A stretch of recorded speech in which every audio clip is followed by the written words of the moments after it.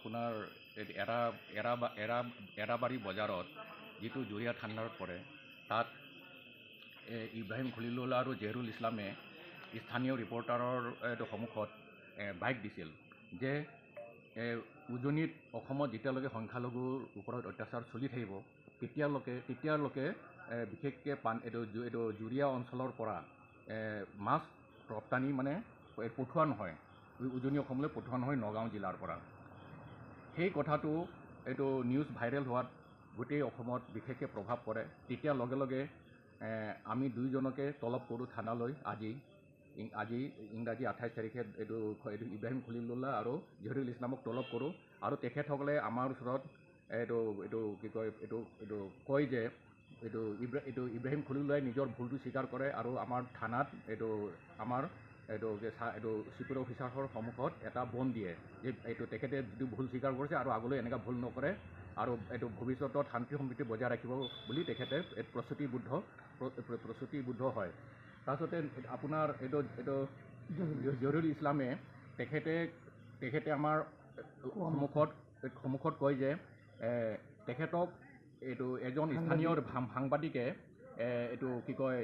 এটা ক'ব দিয়াতহে তেখেতে কোৱা বুলি তেনেকৈ কোৱাত তেখেতে এটা এজাহাৰ সাংবাদিকজনৰ ওপৰত দিয়ে। গতিকে আপোনালোকে আগলৈ এই জহিৰুল ইছলামৰ পৰা আপোনালোকে গোটেই কথাটো আপোনালোকে ল'ব পাৰিব।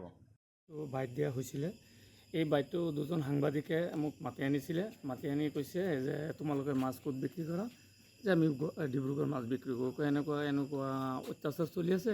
ঠিক আছে, যদি সেইফালে অত্যাচাৰ কৰে তেতিয়া আমি উজনিত মাছ ৰপ্তানি নকৰোঁ, আমাৰ মাছ ডিব্ৰুগড় গুৱাহাটী হোজাই লংকা এইবিলাক বিক্ৰী কৰিম। সাংবাদিক কোন?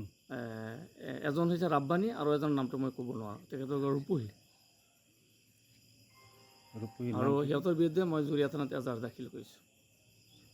এই সামাজিক মাধ্যম যোগে মই আমাৰ জুৰিয়াৰ নগাঁৱৰ মাছ আপোনাৰ উজনি অসমত বিক্ৰী কৰিব নালাগে বুলি মই সামাজিক মাধ্যম যোগে কৈছিলোঁ, যিটো নেকি মোৰ একান্ত নিজৰ কথা আছিলে, নিজাববীয়া কথা আছিলে আৰু তাৰ কথাৰ ভিত্তিত গোটেই অসম জুৰি এক তোলপাৰৰ সৃষ্টি হৈছিলে আৰু আজিও কিছু পৰিমাণে গোটেই অসম জুৰি কিছু তোলপাৰ হৈ আছে।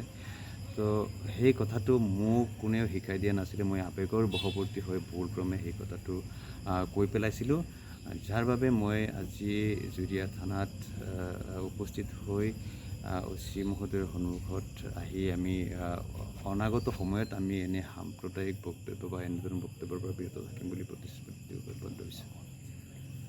হয়, ইতিমধ্যে আমি প্ৰতিশ্ৰুতিবদ্ধ হৈছোঁ আৰু বন চাই কৰিছোঁ যে অনাগত দিনত আমি আৰু কেতিয়াও এনে বক্তব্যৰ পৰা বিৰত থাকিম বুলি প্ৰতিশ্ৰুতিবদ্ধ হৈছোঁ।